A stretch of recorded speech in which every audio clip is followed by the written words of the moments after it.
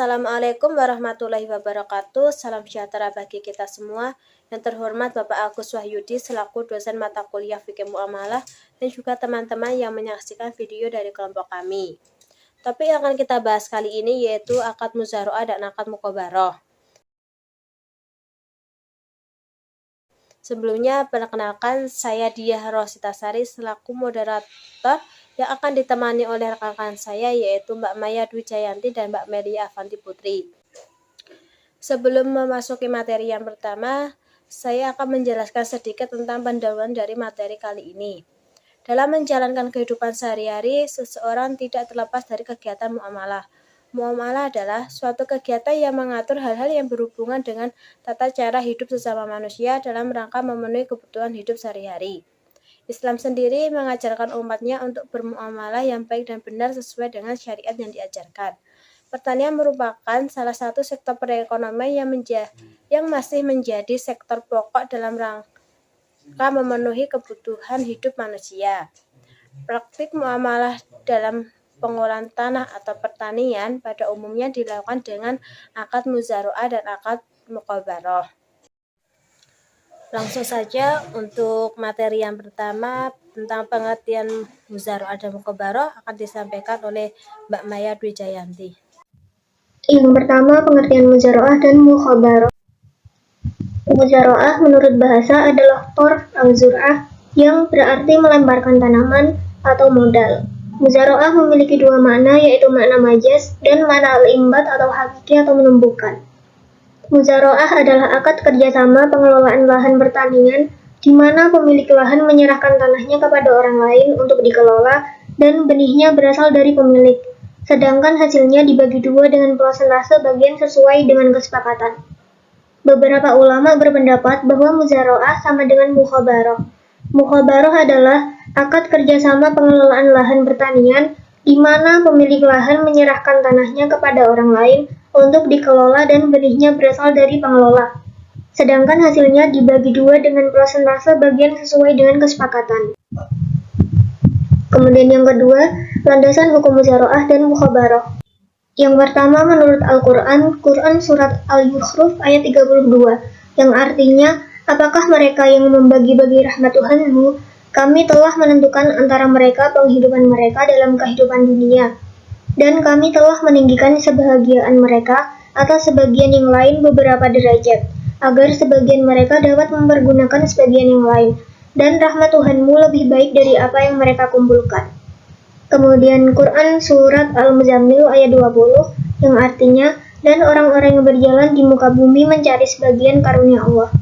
Kemudian menurut Quran Surat Al-Waqiah ayat 63-64 yang artinya, maka terangkanlah kepadaku tentang yang kamu tanam. Kamukah yang menumbuhkannya atau kamikah yang menumbuhkannya? Kemudian menurut Al-Hadis, hadis riwayat Bukhari yang artinya, barang siapa yang mempunyai tanah, hendaklah ia menanaminya atau hendaklah ia menyuruh saudaranya untuk menanaminya. Hadis riwayat Bukhari yang artinya diriwayatkan oleh Ibnu Umar radhiyallahu anhu, sesungguhnya Rasulullah Shallallahu alaihi wasallam melakukan bisnis atau perdagangan dengan penduduk Khaybar untuk digarap dengan imbalan pembagian hasil berupa buah-buahan atau tanaman. Yang ketiga, syarat muzaroah dan muqabarah. Syarat muzaroah. Menurut Abu Yusuf dan Muhammad atau sahabat Abu Hanifah yang berpendapat bahwa muzaroah memiliki beberapa syarat yang berkaitan dengan 1. Syarat akid atau orang yang melangsungkan akad, yang kedua syarat tanaman, yang ketiga syarat dengan garapan, yang keempat syarat-syarat tanaman yang dihasilkan, yang kelima tujuan akad dalam muzaroah, yang keenam syarat alat bercocok tanam, yang ketujuh syarat muzaroah. Syarat muqabarah. Adapun syarat dalam muqabarah diantaranya 1. Pemilik kebun dan penggarap harus orang yang balik dan berakal. Yang kedua, benih yang akan ditanam harus jelas dan menghasilkan. Yang ketiga, lahan merupakan lahan yang menghasilkan, jelas batas-batasnya dan diserahkan sepenuhnya kepada penggarap. Pembagian untuk masing-masing harus jelas penentuannya. Yang keempat, jangka waktu harus jelas menurut kebiasaan. Kemudian yang keempat, rukun muzaroah dan muqabarah. Rukun muzaroah. Ulama Hanafiyah berpendapat bahwa rukun muzaroah adalah ijab dan qabul yang menunjukkan keridhaan di antara keduanya, dan secara rinci yaitu yang pertama tanah, yang kedua perbuatan bekerja, yang ketiga modal, dan yang keempat alat-alat untuk menanam. Kemudian rukun mukhabarah.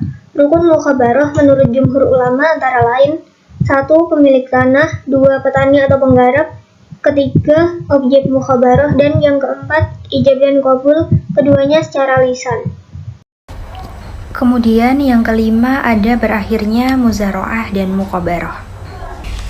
Berakhirnya muzara'ah dan muqabarah. Beberapa hal yang menyebabkan berakhirnya muzara'ah dan muqabarah adalah: yang pertama, habis masa muzara'ah dan muqabarah. Yang kedua, salah seorang yang akad meninggal. Dan yang ketiga, adanya uzur. Menurut ulama Hanafiyah, di antara uzur yang menyebabkan batalnya muzara'ah antara lain: tanah garapan terpaksa dijual, misalnya untuk membayar hutang. Yang kedua, si penggarap tidak dapat mengelola tanah, seperti sakit, jihad di jalan Allah, dan lain-lain.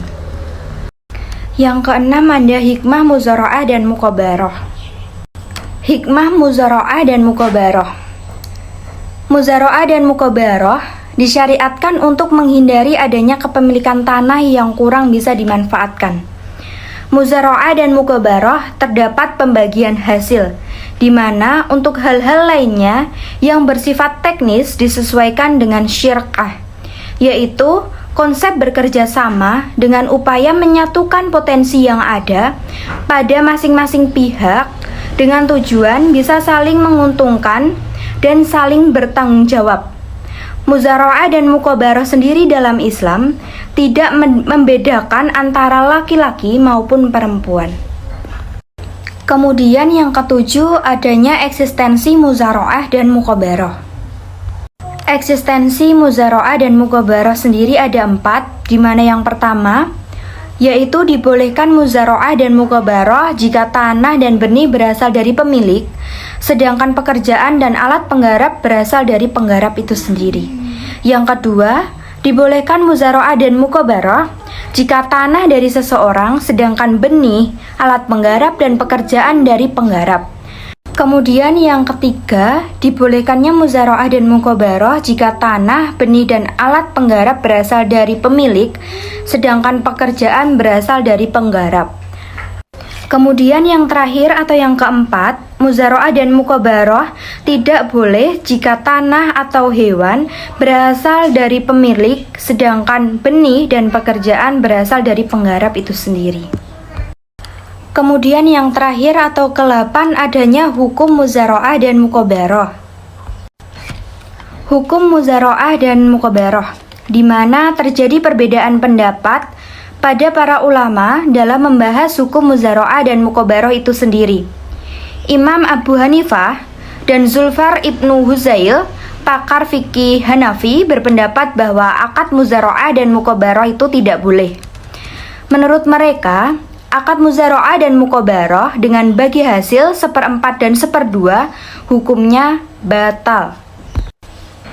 Rasulullah Shallallahu Alaihi Wasallam melarang muzara'ah dan muqabarah, di mana menurut mereka objek akad dalam muzara'ah dan muqabarah belum ada dan tidak jelas kadarnya. Karena yang dijadikan imbalan untuk petani adalah hasil panen atau hasil pertanian yang belum ada dan tidak jelas ukurannya, sehingga keuntungan yang akan dibagi sejak semula tidak jelas. Boleh saja petani itu tidak menghasilkan sehingga petani tidak mendapatkan apa-apa dari hasil kerjaannya. Di mana objek akad yang bersifat al-maqdum belum ada dan al-jahalah atau tidak jelas, inilah yang membuat akad muzara'ah dan muqabarah tidak sah. Ulama Syafi'iyah juga berpendapat bahwa akad al-muzara'ah dan al-muqabarah tidak sah, kecuali apabila muzara'ah dan muqabarah mengikat pada akad al-musaqah atau kerjasama pemilik kebun dengan petani dalam mengelola pepohonan yang ada di kebun itu, yang hasilnya nanti dibagi menurut kesepakatan bersama. Namun kemudian ada beberapa ulama di antara ulama Malikiyah, Hanabiyah, Abu Yusuf, Muhammad ibnu Al-Hasan, Asy-Syaiban, Keduanya merupakan sahabat Abu Hanifah dan ulama Az-Zahiriyah berpendapat bahwa akad muzara'ah dan muqabarah sendiri hukumnya boleh. Karena akadnya cukup jelas, yaitu menjadikan petani sebagai serikat dalam penggarapan sawah. Menurut mereka, dalam sebuah riwayat dikatakan bahwa di mana Rasulullah Shallallahu Alaihi Wasallam melakukan akad muzara'ah dan muqabarah dengan penduduk Khaybar, yang hasilnya dibagi antara Rasul dengan para pekerja. Menurut mereka, akad ini bertujuan saling membantu antara petani dengan pemilik tanah pertanian, di mana pemilik tanah tidak mampu untuk mengerjakan tanahnya, sedangkan petani tidak mempunyai tanah pertanian. Oleh sebab itu, wajar apabila antara pemilik tanah persawahan bekerja sama dengan petani penggarap, dengan ketentuan bahwa hasil mereka bagi sesuai dengan kesepakatan bersama. Di mana menurut ulama Malikiyah dan Hanabilah juga, akad seperti ini termasuk dalam firman Allah dalam surat Al-Maidah ayat 2, yang artinya bertolong-tolonglah kamu atas kebajikan dan ketakwaan, dan jangan bertolong-tolongan atas dosa dan permusuhan.